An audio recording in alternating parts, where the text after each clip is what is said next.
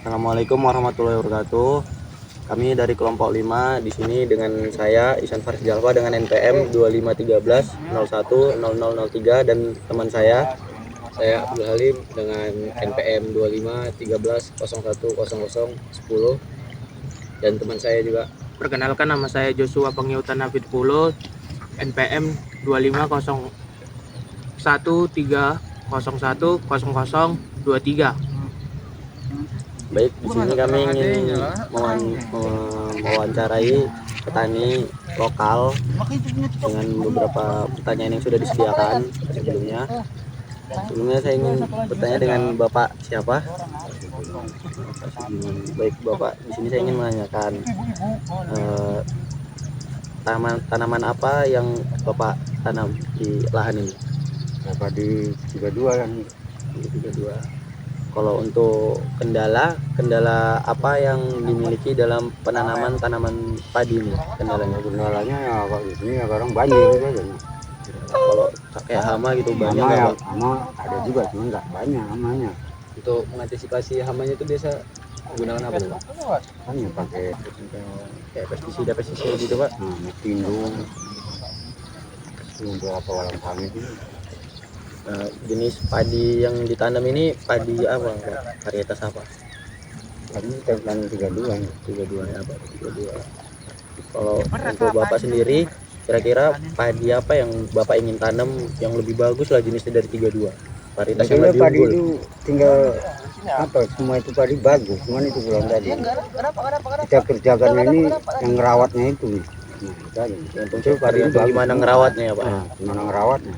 Ya, kalau nggak dirawat ya sama aja, mau padi apapun ya sama aja itu. Alasannya itu, obat-obatannya itu. Berarti semuanya dari perawatannya Iya, Pak? dari perawatan nanti. Kalau nggak mana? Obat-obatan itu mahal, ini ampun. Tanya ampun obat-obatan ini mahal-mahal. Kalau untuk panen Pak, kalau siap panen itu dapat berapa kilo atau? Assalamualaikum warahmatullahi wabarakatuh. Kami dari kelompok 5 dengan saya Ihsan Faris Jalfa, NPM 2513010003 dan teman saya Abdul Halim, NPM saya 2513010010.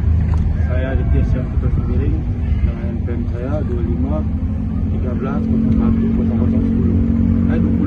Perkenalkan, nama saya Joshua Pengyutan Hafid Pulo, NPM 2513010023. Perkenalkan, nama saya Christian Mustanta dengan NPM 2513010014. Perkenalkan, nama saya Rifki Aldransyah dengan NPM 2513010004. Perkenalkan, nama saya Varian Harits, NPM saya 2513010011.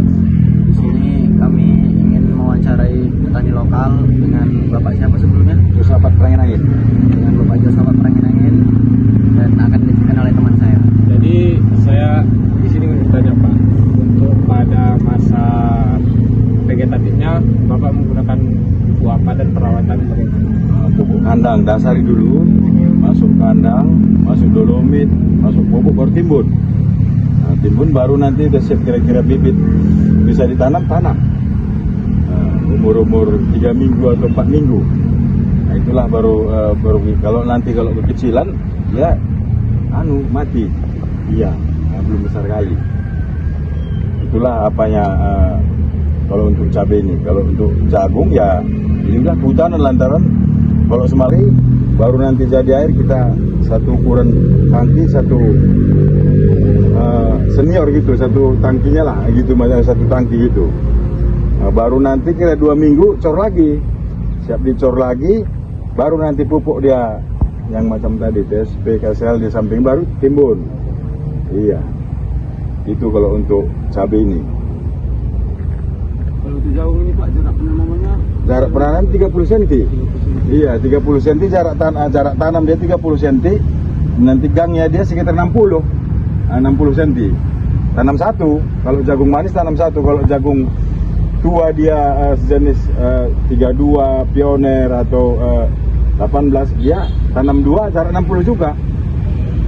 Nah, itu dia bedanya kalau jagung manis sama jagung tua. Waktu panennya sama ini Pak?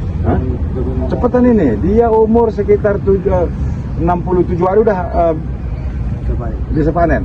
70 terakhir. Nah, kalau lewat dari 70 dia udah nggak laku. Udah kita makan pun udah sampah dia gitu, udah ketuaan. Nggak ada bolongnya. Cantik yang sebelah timun kita sana itu. Timun itu pun ya itu tadi kurang air. Mulai dari tanam kenanya paling kena air, hitung dari semalam yang tadi malam 6 kali. Biasanya paling nggak dia sempurna itu paling udah 15 kali. Nah kalau timun, kalau cabai kita ini ya memang udah mulai keluar kira-kira sebulan lagi udah bisa lah ini. Ini pun masih kalah juga kita kalau dari hamanya. Kalau dari hamanya pun kalah juga kita ini. Namanya istilah kita masih belajar, baru inilah kita permulanya nanam cabai. Jadi Pak, setelah panennya jagung ini pemasarannya kemana Pak? Biasa kita ke pajak. Pajak sekitar. Iya, pajak sekitar sedekat sini, Pekan Rabu, pajak 12. Nah, itu kita bawa. Kadang nanti kalau jumpa agen lewat gitu, melintas, datang dia ke rumah. Bang, berapa jagung manis? 5.000 seandainya 5.000. 5.000 dah. Kita ngutip. Nah, kita ngutip, nanti mungkin kita dikasih goni. Kita ngutip, bawalah karyawan kita ngutip, disusun dia bagus, timbang, barulah nanti datang agennya kemari. Nah dia pun pemasarannya kadang ke pajak, kadang ke Binjai. Nah, biasanya ini semalam ini lantaran kurang sempurna. Kalau tadi penuh dia gini, jagung manis ini ya namanya istilahnya kalau jagung manis pun bilang dia sama kulitnya timbang. Oke baik teman-teman. Jadi setelah kami tadi mewawancarai dari petani mengenai tanaman jagung, berikut kami mendeskripsikan lah dari Siap Mario dari tentang tanaman jagung yang terkena hama ini teman-teman. Jadi setelah kami tanya untuk mengatasinya itu, biasanya hal ini terjadi karena jarak tanam yang terlalu dekat. Contohnya seperti ini. Ini juga bisa apalah. Terjadinya kerusakan pada daun tanaman jagung tersebut. Jadi ya itu tadi teman-teman, untuk mengatasinya ya mengatur jarak tanam tersebut seperti kayak gini. Ini kemarin itu bisa, cuman kan ini juga ada terkontaminasi hama juga. Nah, jadi itu dulu dari saya. Dan mengatasinya juga itu lagi bisa kayak tempatnya gini kan, jangan bersemak kali gitu, dipompa bersih biar tahu dari hama yang kayak gini. Ini dimakan ular dan pompa ya Bang. Ya. Dan tahap jaraknya harus berjarak agar tidak menular hamanya. Kurang lebih seperti itu. Oke, baiklah. Sekian dari kami kelompok 5. Assalamualaikum warahmatullahi wabarakatuh. Bunga melati Jepang sering juga disebut melati air atau melati hias. Ciri bunganya adalah jumlah kelopak umumnya ada 5 helai. Bentuknya seperti bintang atau baling-baling, agak memutar, tidak bulat penuh seperti melati biasa. Ukurannya kecil, sekitar kurang lebih 2-3 cm. Mahkotanya tipis, halus dan sedikit melengkung di ujung.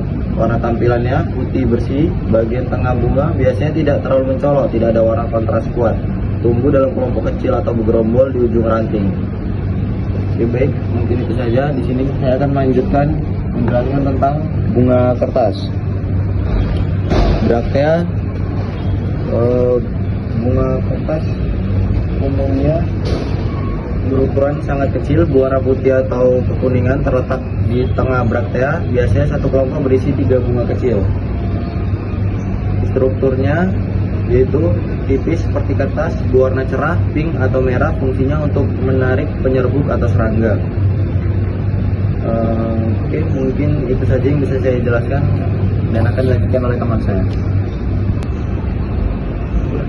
Jadi di sini saya akan menjelaskan tentang bunga pancing pentul dengan nama latin Costus pisatus atau juga sering dikenal sebagai jahe merah. Tanaman ini memiliki karakteristik tumbuhan, dia tumbuh di tanaman yang kaya akan nutrisi dan lembab. Struktur bunganya berbentuk kerucut berwarna merah dengan ciri-ciri daun bulat merunting. Mungkin ini saja dari saya dan akan dilanjutkan oleh teman saya. Terima kasih. Ini adalah tanaman yang sebagai dikenal oleh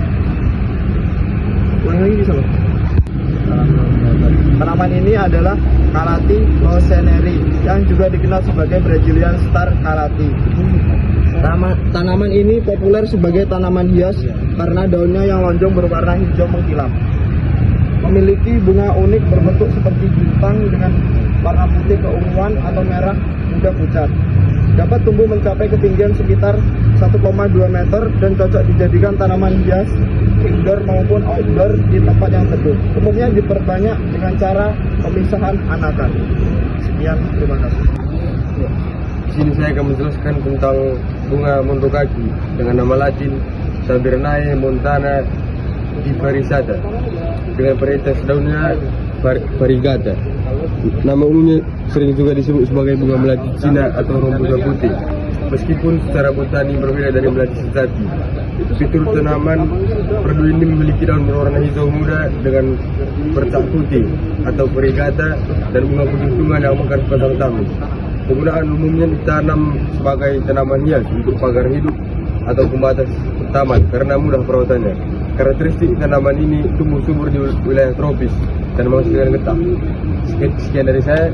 Assalamualaikum warahmatullahi wabarakatuh. Selamat siang. Kami dari kelompok 5 dari kelompok pengelolaan tanaman dengan saya Isan Faris Jalfa NPM 2513 010003 dan teman saya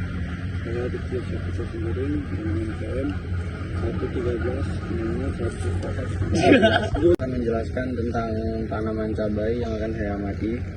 Jadi dari hasil pengamatan tanaman cabai ini adalah yang pertama itu karakter kualitatifnya, warna daun. Warna daun itu hijau tua hingga hijau muda. Dan yang kedua bentuk daunnya itu lonjong dengan ujungnya runcing. Yang ketiga itu warna bunga. Warna bunganya putih, bisa kita lihat di sini warna bunganya putih. Terlihat beberapa bunga kecil. Bentuk buahnya itu memanjang cabai rawit atau cabai kecil. Warna buahnya itu hijau, belum matang. Kalau misalnya matang itu bervariasi, dia bisa jadi merah atau oranye. Dan batang dia tegak, bercabang banyak. Yang kedua itu karakter kuantitatifnya. Perkiraan dari yang kami amati adalah jumlah tinggi tanamannya itu kurang lebih 60 sampai 80 cm. Jumlah buahnya cukup banyak, tersebar di hampir semua cabang. Umur berbunga sekitar 30 sampai 45 hari umumnya pada cabai. Potensi hasil panen tinggi karena buah lebat dan tanaman sehat. Jadi yang kita lihat di sini potensi hasil panen itu tinggi karena rata-ratanya berbuah semua, nggak ada yang nggak berbuah. Yang ketiga itu kondisi tanaman terlihat subur dan rimbun, daun cukup lebat menandakan pertumbuhan baik, ada sedikit daun keriting di bagian atas, kemungkinannya serangga hama atau kekurangan nutrisi ringan. Oke baik, mungkin itu saja dari penjelasan saya tentang cabai, akan dilanjutkan oleh teman saya. Oke, saya di sini akan menjelaskan tentang mengamati tentang tanaman jagung. Di sini batang jagung terlihat tegak dan kuat. Daun masih hijau meskipun ada sedikit bercak ringan. Tongkol buah jagung berbentuk sangat baik. Kondisi tongkol jagung, rambut jagung sudah memulai kecoklatan. Kering ini normal, tanda jagung sedang menyuti fase matang. Kalau wet masih hijau artinya belum sepenuhnya panen tapi sudah mendekati. Hal yang perlu diperhatikan pada tanaman jagung ini adalah ada sedikit lubang kerusakan pada daun, kemungkinan serangan hama ringan seperti ulat. Terdeteksi gulma liar, sebaiknya dibersihkan agar pertumbuhan pada jagung dapat lebih baik. Kesimpulannya adalah tanaman jagung ini tidak menunjukkan penyakit serius, hanya saja serangan hama ringan pada daun, persaingan makanan dengan gulma. Lebih baik kepada petani untuk membersihkan lahan tersebut dari gulma agar penyerapan nutrisi terhadap jagungnya maksimal. Untuk karakter kualitatif dari tanaman jagung ini adalah warna daunnya hijau, bentuk daun panjang dan meruncing, warna rambut jagung coklat, bentuk tongkol silindris, warna batang hijau, tekstur daunnya agak kasar.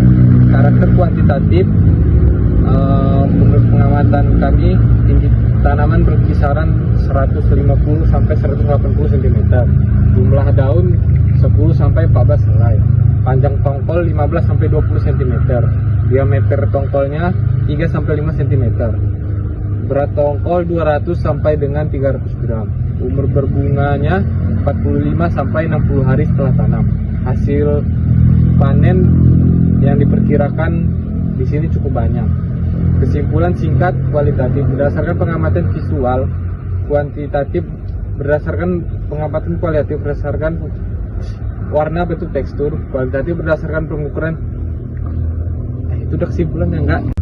Oke, baik, di sini saya akan menjelaskan tentang karakter kualitatif dan kuantitatif pada tanaman timun.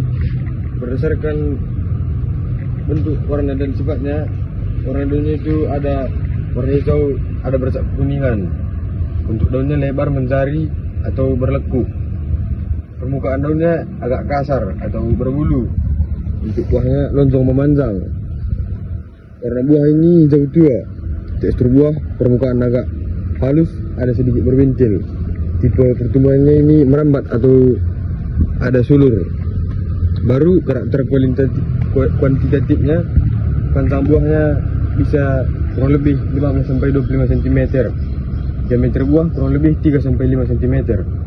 Berat buahnya juga kurang lebih 200-400 gram. Panjang batang utama itu kurang lebih 1-3 meter karena merambat. Jumlah buah per tanaman itu biasanya 5-10 tanaman kurang lebih. Umurnya mulai berbuah kurang lebih 3-40 hari setelah tanam. Ada gulma cukup banyak, itu dia bisa mengganggu pertumbuhan pada tanaman timun dan daunnya terlihat sedikit bercak. Kemungkinan kekurangan nutrisi ringan atau awal serangan hama atau penyakit. Sekianlah penjelasan dari saya tentang tanaman timun. Terima kasih. Jelaskan tentang biji. Daun berbentuk lonjong, ujung meruncing, permukaan agak kasar, warna hijau. Batang berkayu, bercabang banyak, buah bulat atau oval, warna hijau saat muda. Biji banyak, kecil-kecil, keras di dalam buah.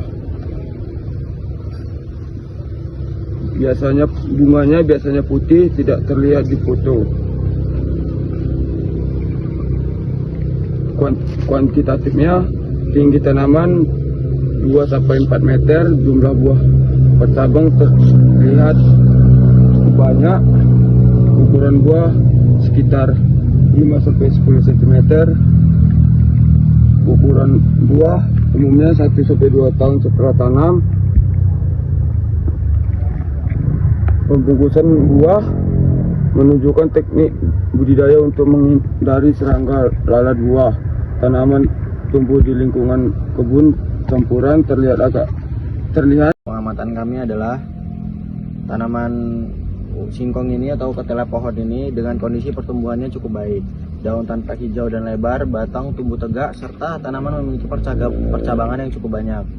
Ideotipe tanaman yang diinginkan adalah kelompok mengembangkan ideotipe singkong dengan ciri-ciri memiliki batang kuat dan tidak mudah roboh, daun hijau lebar untuk meningkatkan proses fotosintesis, umbi berukuran besar dan jumlah banyak, tahan terhadap kekeringan dan hama penyakit, pertumbuhan cepat dan hasil panen tinggi. Oke, mungkin itu adalah ideotipe tanaman yang kami inginkan untuk tanaman singkong ini.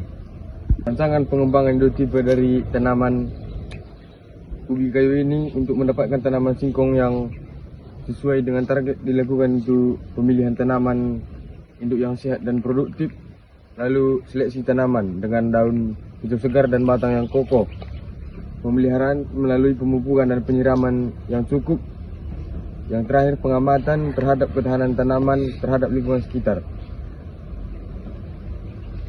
Dari hasil pengamatan kami dapat menyimpulkan tanaman memiliki daun hijau yang menunjukkan kondisi cukup sehat. Batang tumbuh tegak bercabang baik. Terdapat beberapa daun bawah menguning yang kemungkinan disebabkan oleh faktor usia, daun atau kekurangan unsur ringan. Kondisi lahan cukup kering, namun tanaman masih mampu untuk tumbuh baik. Mungkin sekian dari saya. Baiklah, saya akan menyimpulkan tanaman singkong. Tanaman singkong yang diamati memiliki pertumbuhan yang cukup baik dan berpotensi dikembangkan sebagai indotip unggul. Dengan seleksi tanaman yang sehat dan perawatan yang tepat, diharapkan dapat menghasilkan tanaman singkong yang produktif, tahan lingkungan, dan memiliki hasil. Assalamualaikum warahmatullahi wabarakatuh. Kami dari kelompok 5. Di sini kami akan melakukan penyilangan tanaman jagung untuk tugas pertemuan 7. Langsung saja Kami akan mengambil salah satu serbuk dari tanaman jagung.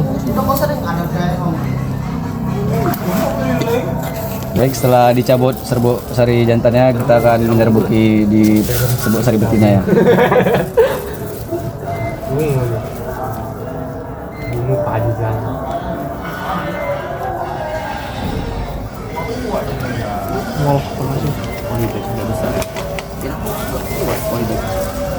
Wah, ini banyak yang patah, rebah. Nggak nahan dia. Dua itu hilang. Setelah itu kita ikat serbuk sari betinanya agar tidak tercampur oleh serbuk sari jantan yang lainnya. Modelnya besar ya bang. Untuk hasilnya bisa kita tunggu 1 minggu hingga 2 minggu ke depan.